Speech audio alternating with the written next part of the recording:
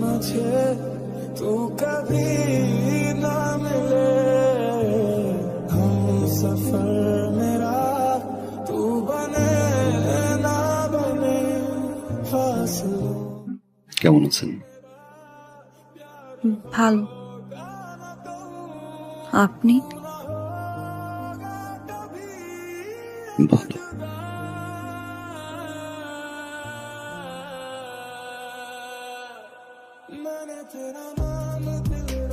এটা রাখো ভাইয়া। এটা কি?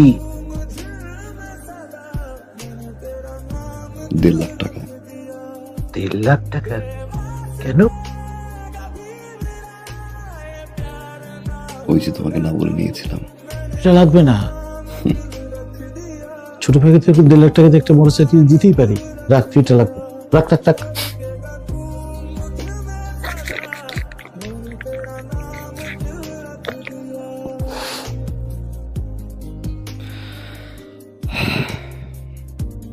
থ্যাংক ইউ ভাইয়া, থ্যাংক ইউ।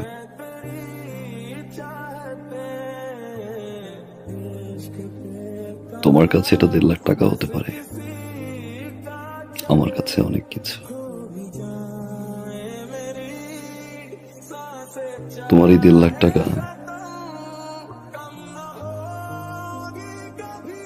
আমার এই জীবনের মোড় ঘুরিয়ে দিয়েছে ভাইয়া।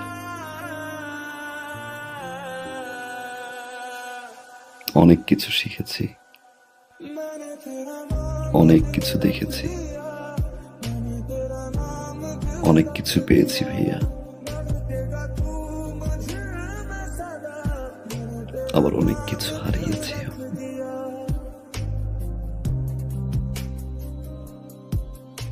এতদিন পরে এসে আমার মনে হলো এই টাকাটা তোমাকে ফেরত দেওয়া উচিত, কারণ এই টাকাটা আমার কাছে এখন বোঝা।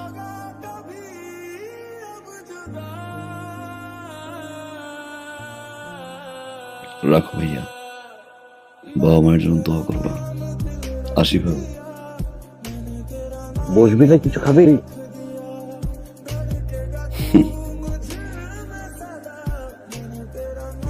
যে বাসা এখন পর্যন্ত আমার বাবা মাই খেতে পারেনি,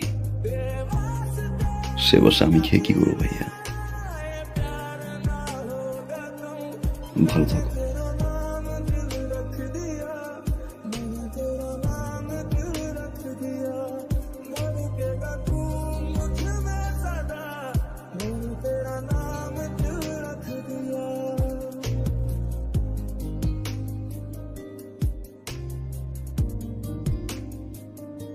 মা,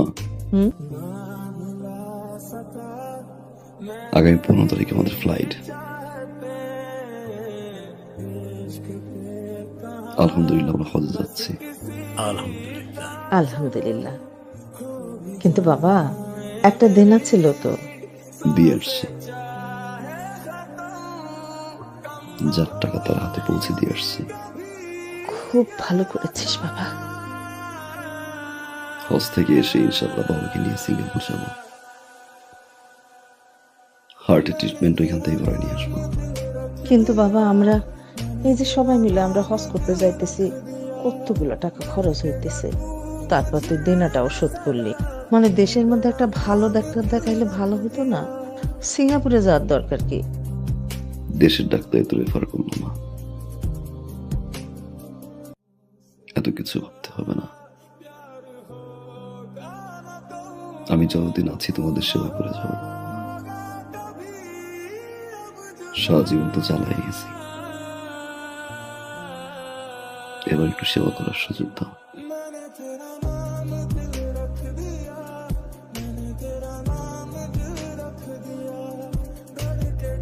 আমার বাবা, আমার তোর পাশে রাখুক বাবা।